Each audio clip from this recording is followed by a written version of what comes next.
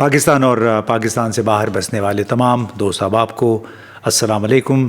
جہاں بھی ہیں جیسے بھی ہیں خوش رہیں، لیکن پاکستان کی خبریں بھی ساتھ ساتھ سنتے چلے جائیں. ہمیں یقین ہے آپ مختلف چینلز کے ذریعے، یوٹیوب یا ٹیلی ویژن کے ذریعے اب لمحہ بلمحہ خبروں سے آپ آگاہ کر رہے ہیں خود کو. اور ایک خبر جو کہ بڑے دن سے گردش میں ہے وہ ہے کہ امید پاکستان واپس آ رہے ہیں. یعنی نواز شریف سابق وزیر اعظم خصوصی پرواز کے ذریعے 21 تاریخ کو پہنچیں گے اور پھر لاہور ہی میں انہوں نے جلسہ کرنا ہے تو یہ امید پاکستان، یعنی جو نام دیا گیا ان کے طیارے کو، ان کی فلائٹ کو، وہ یہ ہے کہ جب نواز شریف پاکستان واپس آئیں گے تو اس سے حالات بالکل بدل جائیں گے. مہنگائی کم ہو جائے گی، عوام کی زندگی بہتر ہو جائے گی.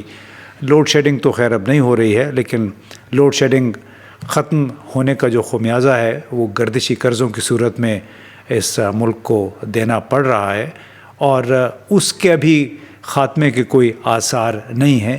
اور ساتھ ساتھ ہمارا IMF کا پروگرام بھی چل رہا ہے. معلوم نہیں کہ وہ شرائط نواز شریف صاحب اور ان کی ٹیم کس طرح پوری کریں گے. بہرحال ان کی واپسی کے لیے میدان سجا ہوا ہے.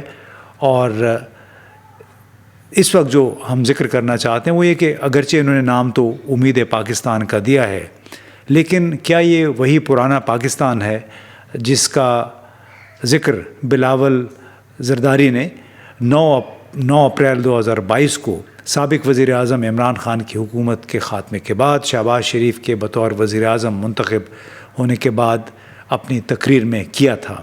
کیا یہ وہی ذہنیت ہے، وہی مائنڈ سیٹ ہے جو پاکستان پہ گزشتہ 75 برسوں سے مسلط ہے؟ اور اسی کے تحت آپ نے یہ بھی سنا ہوگا کہ پنجاب حکومت اس وقت بڑے بھرپور طریقے سے مصروف ہے نواز شریف کی واپسی کی تیاریوں کے لیے، ان کے استقبال کے لیے. پنجاب حکومت کے جتنے بھی محکمے ہیں ان کے ملازمین کو پابند کر دیا گیا ہے کہ انہوں نے جلسے میں شرکت کرنی ہے. بسیں مختص کر دی گئی ہیں، خصوصی پروازیں، خصوصی ٹرینیں چل رہی ہیں. بلکہ ایک ایسے وقت میں جب کہ اس ملک کا عام شہری انتہائی مشکلات سے دوچار ہے، جس میں بجلی کے ہوش ربا نرخ ہیں اور اس کے مہنگائی ابھی بھی 30-35% کے درمیان ہے، اس میں نواز شریف صاحب کے جلسے کے لیے اور ان پہ خود ان کی جب وہ تقریر کر رہے ہوں گے ان پہ پھولوں کی پتیاں نچھاور کرنے کے لیے خصوصی طیارہ چارٹر کیا گیا. وہ تو خود آئیں گے ہی خصوصی طیارے میں، لیکن پھولوں کی پتیاں جلسے کے اوپر نچھاور کرنے کے لیے بھی ایک خصوصی طیارہ چارٹر کیا گیا ہے.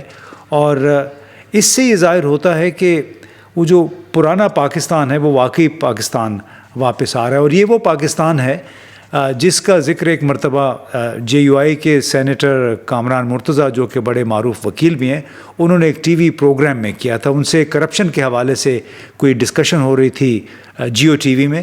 تو جب ان سے پوچھا گیا تو انہوں نے کہا کہ دراصل میں کوئی اور ذکر نہیں کروں گا، اس وقت اصل میں سندھ اور بلوچستان کے درمیان یہ مقابلہ ہو رہا ہے کہ کون زیادہ کرپشن کرے گا. تو کون زیادہ کرپشن کرے گا وہ اس لیے کہا جاتا ہے کہ اس حوالے سے اب کئی رپورٹیں بھی آ چکی ہیں. بلوچستان کا مثال کے طور پہ جو ترقیاتی فنڈز ہیں، ترقیاتی بجٹ ہے ہر سال، وہ کم از کم 200 ارب روپے سالانہ ہوتا ہے. اب اس کا نتیجہ جب آپ مختلف شہروں میں اگر چلے جائیں تو آپ کو پھر اندازہ ہوتا، انسان سوچتا ہے کہ وہ 200 ارب روپے کہاں چلے گئے. اور یہ اس نظام کی ایک چھوٹی سی مثال ہے جو پورے پاکستان میں ہم دیکھ رہے ہیں. اور اسی کے باعث ورلڈ بینک نے اپنی ایک رپورٹ میں کہا تھا کہ پاکستان، یہ 2018-19 کی شاید رپورٹ ہے، اس میں یہ کہا گیا تھا کہ پاکستان کی اشرافیہ، جس میں پاکستان کے انڈسٹریلسٹ بھی شامل ہے، جاگیردار بھی شامل ہے اور کارپوریٹ سیکٹر بھی شامل ہے، وہ کوئی $17 ارب کا ٹیکہ اس قوم کو لگا دیتے ہیں. اور $17 ارب مختلف ٹیکسوں کی مد میں ان کو چھوٹ ملتی ہے، ان کو سبسڈیز ملتی ہیں، ریبیٹس ملتی ہیں. اب اسی کو موضوع بحث بنایا ہے پروفیسر فاروق سلاریہ نے اپنے ایک تازہ ترین آرٹیکل میں. اس میں انہوں نے لکھا کہ پاکستان میں کل ملا کر کوئی 10% افراد سوشل سیکیورٹی کے مختلف پروگراموں سے مستفید ہوتے ہیں. اس میں بیت المال بھی ہے, اس میں بے نظیر انکم سپورٹ پروگرام وغیرہ بھی شامل ہے, اور کوئی اوسطاً 11% سوشل سیکیورٹی پہ بھی خرچ ہوتا ہے. لیکن اس آرٹیکل میں انہوں نے یہ کہا کہ سیٹھ لوگ, یعنی اس ملک کی جو اشرافیہ ہے, وہ کوئی 3 کھرب روپے کی سبسڈی لے رہے ہیں مختلف مدات میں, مگر کسی کے کان پر جوں تک نہیں رینگ رہی. اس سال کے وفاقی بجٹ میں بے نظیر انکم سپورٹ پروگرام کے لیے 450 ارب روپے رکھے گئے ہیں. سالانہ لگ بھگ 600 ارب روپے سوشل سیکیورٹی پر خرچ کیے جاتے ہیں. اور یہ کیوں ہے؟ یہ اس طبقاتی ظلم کی وجہ سے ہے جو کہ اس ملک پہ اس وقت مسلط ہے, کہ 3 کھرب کی جو کرپشن ہے, یا ٹیکسوں سے بچاؤ کا ایک طریقہ ہے, یا ٹیکسوں میں کنسیشن جو ملتی ہے انڈسٹریلسٹ کو, جاگیردار کو اور کارپوریٹ سیکٹر کو, وہ کسی کو نظر نہیں آتا. اب اس میں اس جو ورلڈ بینک کی رپورٹ تھی, غالباً اسی کا حوالہ دیا فاروق سلاریہ نے, کہ کارپوریٹ سیکٹر جس میں بینکنگ اور صنعت شامل ہے, وہ اکیلے تقریباً 750 ارب روپے کی ان کو کنسیشن مل جاتی ہیں. جاگیردار کو 370 ارب, اور زیادہ آمدن والے افراد کوئی 368 ارب ہیں. تو ایکسپورٹرز کو 248 ارب روپے کی سبسڈیز یا ریبیٹ ملتی ہے, جس کو ایکسپورٹ ریبیٹ بھی کہتے ہیں. اب اس کی ایک مثال یہ بھی ہے کہ 2020-21 میں کارپوریٹ منافع پر ٹیکس 35% سے کم کر کے 28% کر دیا گیا, اور یوں 84 ارب روپے کا نقصان ملکی خزانے کو پہنچایا گیا. یہ ورلڈ بینک کی رپورٹ میں بھی یہ سارے اعداد و شمار شامل ہیں. تو اب سوال یہ پیدا ہوتا ہے اس موقع پہ کہ کیا پاکستان میں باقی کوئی نیا پاکستان کی سوچ ابھی آئے گی, یا وہی جو پرانا نظام ہے جس میں آپ اپنے باسز کو خوش کرنے کے لیے, جلسوں کو بڑا کرنے کے لیے سرکاری مشینری کا بھرپور استعمال ہوتا ہے. جس طرح MQM کراچی میں اپنے جلسے کیا کرتی تھی کہ لوگوں سے شناختی کارڈ بٹور لیے جاتے تھے, اور شناختی کارڈ اس وقت واپس ہوتے تھے جب جلسہ ختم ہو جاتا تھا, تاکہ عوام کی زیادہ سے زیادہ تعداد ان جلسوں میں شرکت کر سکے.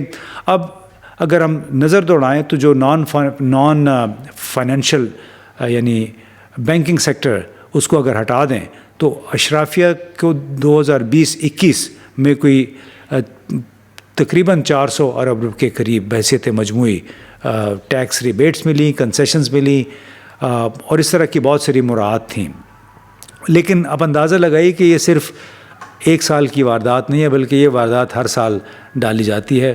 اور اس کا ذمہ دار کون ہے؟ اس کا ذمہ دار ایک طرف ہماری ملٹری اسٹیبلشمنٹ ہے, دوسری طرف ہماری 2 بڑی جماعتیں ہیں جو کہ پاکستان مسلم لیگ, پاکستان پیپلز پارٹی.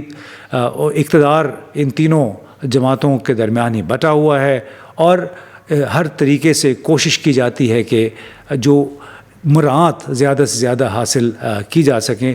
نتیجہ اس کا کیا ہے؟ نتیجہ اس کا یہ ہے کہ پاکستان کا عام شہری, جو کہ 90% کے قریب لوگ ہیں, وہ مسلسل مشکلات کا شکار ہیں. ان کے لیے بجلی کی قیمتوں میں مسلسل اضافہ ہو رہا ہے, کاسٹ آف لیونگ یعنی زندگی گزارنے کی جو کاسٹ ہے وہ بہت زیادہ ہو گئی ہے.